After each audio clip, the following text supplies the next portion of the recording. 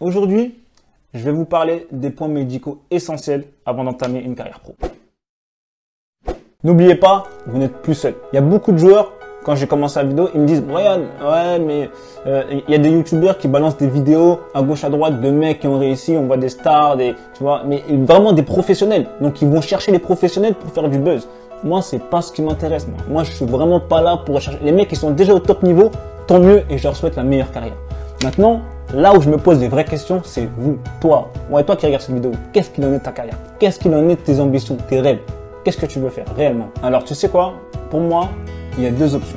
Soit tu continues à regarder des vidéos de youtubeurs qui mettent des frappes de balles sur les barres transversales ou qui vont te faire des défis FIFA, etc. Soit tu décides de te mettre au travail et on commence vraiment à bosser. C'est toi qui décides. Alors selon moi, tu devrais saisir cette opportunité et passer à l'action.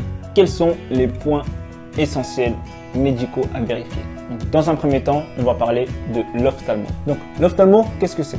Lui, il va te permettre de corriger ta vue. Il va te faire une batterie de tests, d'examen, et ensuite il va déterminer, je ne sais pas, je ne suis pas médecin, mais voilà, si tu es myope ou astigmate, dans tous les cas, il va vouloir t'aider à corriger ta vue. Soit tu décides de jouer avec des lunettes, et rassure-toi, on a déjà vu des joueurs qui jouent avec des lunettes, ou sinon dans ce cas-là, tu mets des lentilles. Mais dans tous les cas, tu dois avoir une bonne vue. Ensuite, dans un second temps, on va parler du podologue. Alors lui, le podologue, il est là pour régler votre posture. D'accord? Donc, vous allez parfois avoir des joueurs qui ont un positionnement qui est assez bancal. Et du coup, en fait, lorsque vous allez voir le podologue, il va vous proposer des semelles. Et ces semelles-là vont régler votre posture. Parce que parfois, il y a pas mal de joueurs qui ont des pieds plats et d'autres qui ont tendance en fait à pencher plus sur la gauche ou sur la droite. Et lui, avec ses semelles, il va vous aider à corriger votre posture pour que justement vous soyez le plus vertical possible et pour que vous puissiez avoir le meilleur équilibre.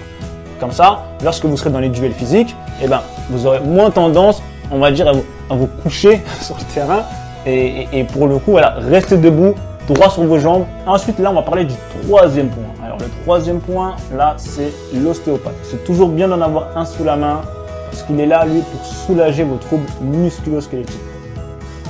Vous êtes susceptible de vous blesser, le football c'est un sport de contact, alors avoir un ostéopathe c'est essentiel.